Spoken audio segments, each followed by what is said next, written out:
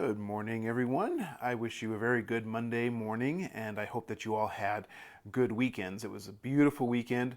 I may have gotten a little too much sun yesterday, but I hope that you all found some opportunities to get outdoors and enjoy a beautiful weekend in Colorado.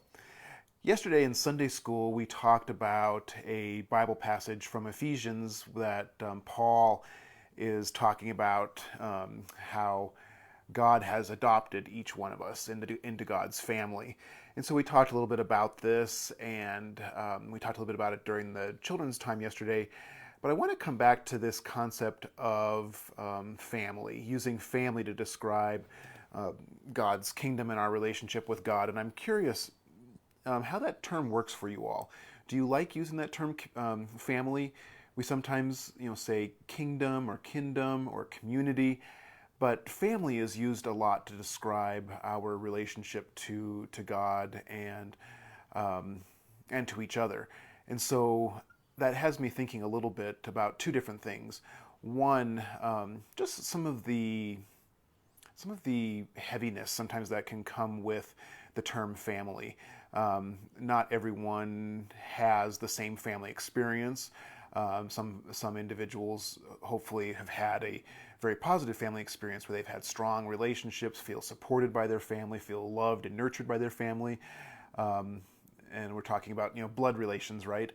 And others may not have had that experience, and so describing who we are together as family may or may not work for some people.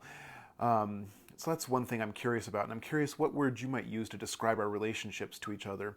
But the other part is we had some time on Saturday to get together with some friends who are going to get married, and their families are not, well, one family is not supportive of this marriage, of this coming together.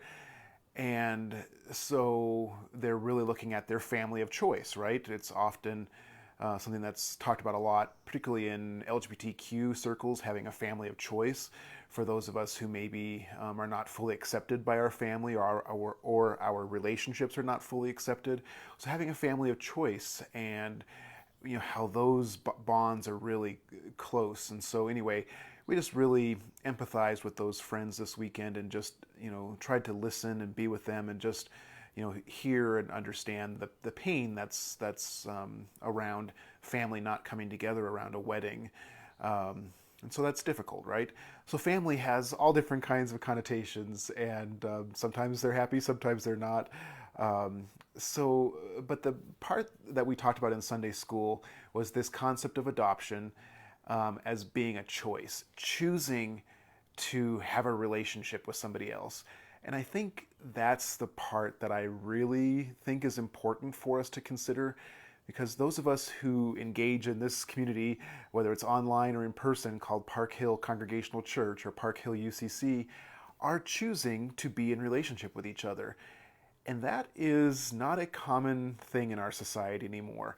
Folks don't choose as much to be a part of a club or a group or a fraternal society. And so actually choosing to be community with each other is a bit countercultural in a way. And there are responsibilities in that, right? Responsibilities to be a support in good times and in difficult times, and in good health and bad health. It almost sounds like wedding vows, doesn't it? But that is when we join together in community at Park Hill. Part of the liturgy we say is during baptism is we promise our love, support, and care to each other. And I think that's part of what it means to choose to be a part of this community, is to promise our love, support, and care to each other.